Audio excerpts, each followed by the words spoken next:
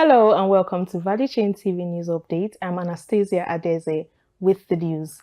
A call has been made for Nigerians to embrace the use of solar energy as one of the most rural areas rely on diesel generators for businesses, which leads to environmental and health risks. This was stated by David Arin, Member Energy Policy Commission, during Solar Week organized by JA Solar Week Nigeria 2024 in Abuja. David Arize further added that the importance and benefits of solar electrification in rural Nigeria cannot be overemphasized, adding that stakeholders in the sector should do the needful by making solar more viable in the country. So if you look at the current landscape in Nigeria, you see that we have a lot of people, as of today, over 80 million plus people. And if you even go do a further deep dive, even those that have access do not have enough, right? And we ask ourselves that this whole thing about energy access, why is it important? A lot of rural areas rely on diesel generators and biomass, leading to environmental and health risk. And when I think about the subject of energy access, we look at energy from a point of electrification and also from a point of meeting our heating needs or cooking needs. So we can talk about cooking.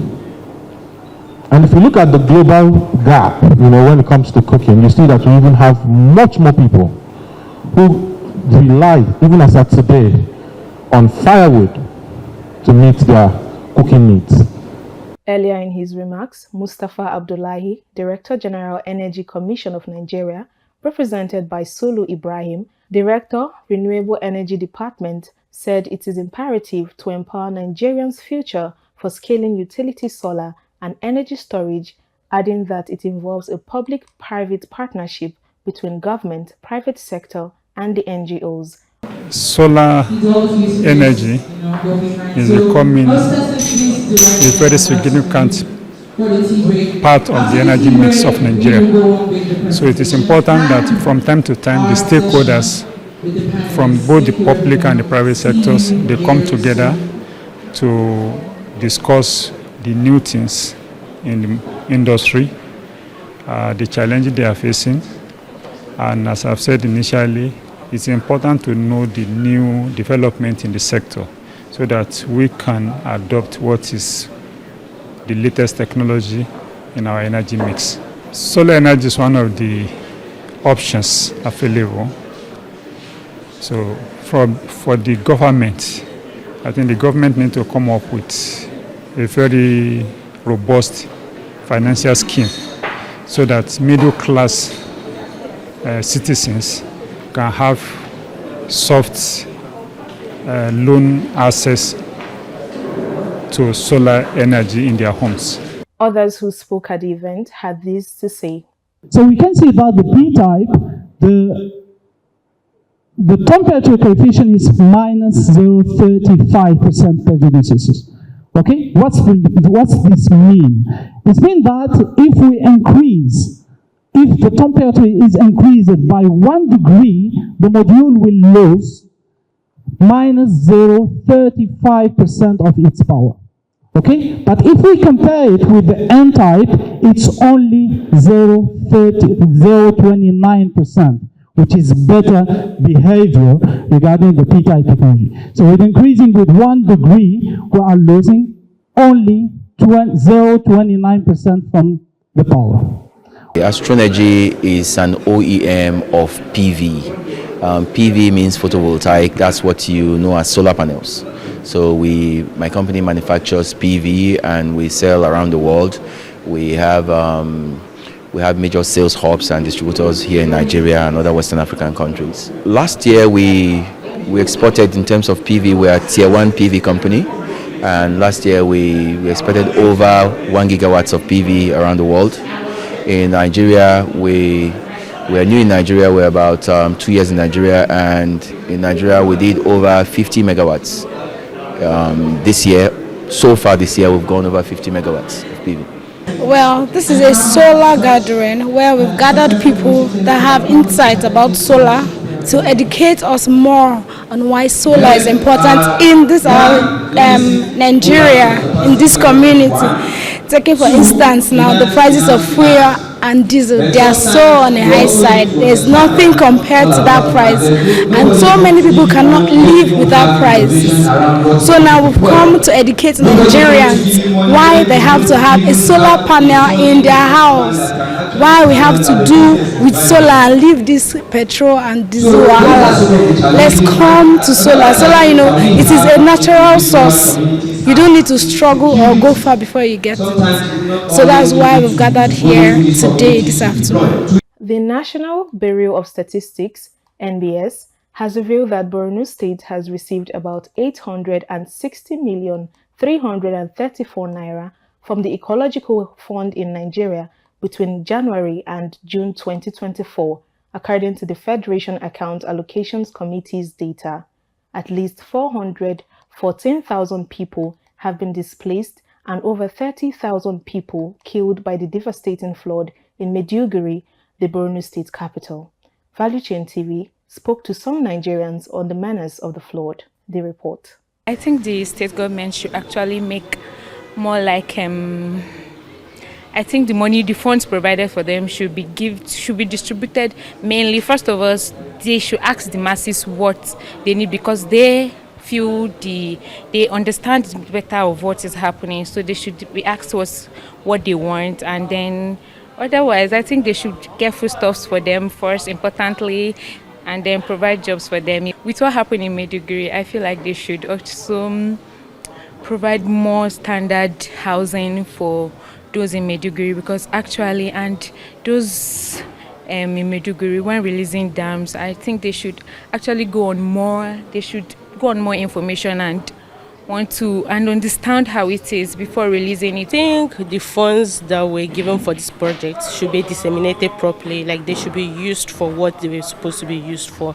instead of leaving it in their pocket or using it for other purposes. I mean, most times they come out to say, we use this money for this, we use this money for that, but they can't categorically tell us or show us what that money was used for. And most times too, we are not even seeing results. We are not seeing what they said they did with the money. It's devastating. I can't even imagine the way the people living in those areas are feeling, because I mean, your house, just waking up to your house being flooded, or your animals dying, or your plants. I mean, it's really devastating. So I think government should do what they're supposed to do. Those people, they're literally crying for help. So I mean, they really need help. The Chief of Defense Staff, CDS, General Christopher Musa, has directed the Army, Air Force and Navy to boost crude oil production from the current 1.35 million barrels per day to 2.2 million barrels by December 2024. Our correspondent, Ese Ufoma, has more details. During the inauguration of the Defense Joint Monitoring Team at the 6th Division Nigerian Army Headquarters in Port Harcourt, Rivers State, General Christopher Musa urged the team to collaborate with all security agencies and key stakeholders to curb oil bunkering and related crimes in the Niger Delta region. The CDS emphasized that the task force's primary objective is to ensure the security and steady production of crude oil in the region. The CDS further warned the troops to be careful of sabotage of the country's assets, adding that any of them found wanting will be dealt with decisively. For Value Chain TV, SC Ufoma reporting.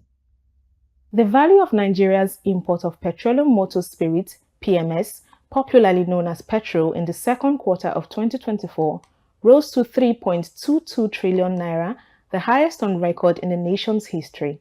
This is according to the Foreign Trade Report published by the National Bureau of Statistics, NBS. Imports of petrol in the second quarter of 2024 constituted 25% of total imports in the period. The report also revealed that the country recorded a trade surplus of 6.95 trillion naira in the second quarter of 2024, reflecting the country's strong export performance amidst a slight decline in overall merchandise trade. Amid ongoing pricing and supply crisis in the downstream sector of the Nigerian oil industry, the International Monetary Fund (IMF) has tasked the federal government to prioritize building and accelerating a social safety net that protects vulnerable citizens. Speaking with journalists in an interview, the resident representative of the IMF in Nigeria, Dr. Christian Ibike, hinted that petrol is still selling below market price, indicating the possibility of a future upward price movement. The IMF executive expressed worry that Nigerians are going through significant hardship due to policies being implemented by the present federal government. Value Chain TV spoke to few Nigerians on the issue. They report.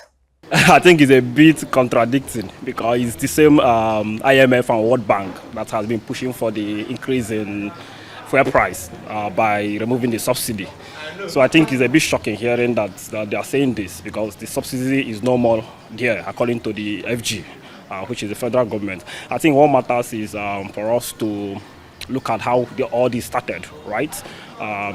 The idea of removing the subsidy is actually good, but before you remove the subsidy, there should be steps. You have to make it a bit okay for the people.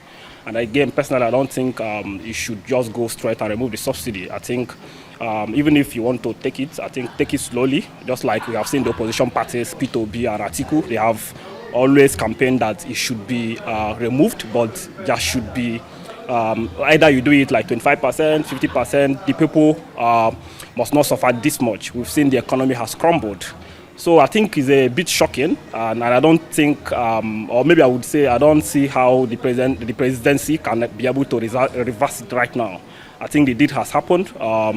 It's either they go back to the drawing board, try and find a way. It's either getting a loan to make it, to get a soft landing for the Nigerian people. But like I said at the beginning, it's contradicting because it's the same international bodies that has been pushing for the removal of the subsidy. So what advice I have for the president is, just as the IMF have said, he shouldn't allow the increase in fuel to affect the more poor masses because, as you know, once there's increase in fuel, it's something that affects transportation, it's something that affects the price of food, it's something that affects each and every one of us in every sector there is. So once the price of fuel goes up, it's something that the president needs to work on because, you know, it also affects inflation. There's going to be inflation, the price of commodities that are imported. So I think just as we know, Dangote refinery has started. I think it's something that he needs to work on. Going forward, I think we should be expecting a lower price in fuel. And I think the president should have a conversation with Dangote and the new refinery, and let's see how we can move forward from there. And on the international scene, the Vice President of Liberia, Jeremiah Kong, has revealed that out of 8 licensed commercial banks in his country, 4 are owned by Nigerians.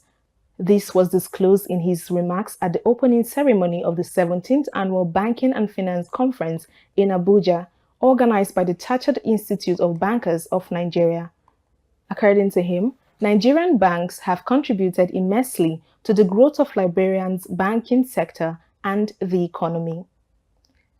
And lastly, on sports, Ghana's Black Stars are likely to play their remaining 2025 African Cup of Nations home qualifiers in Nigeria, following the Confederation of African Football's CAF rejection of all suitable venues in the country.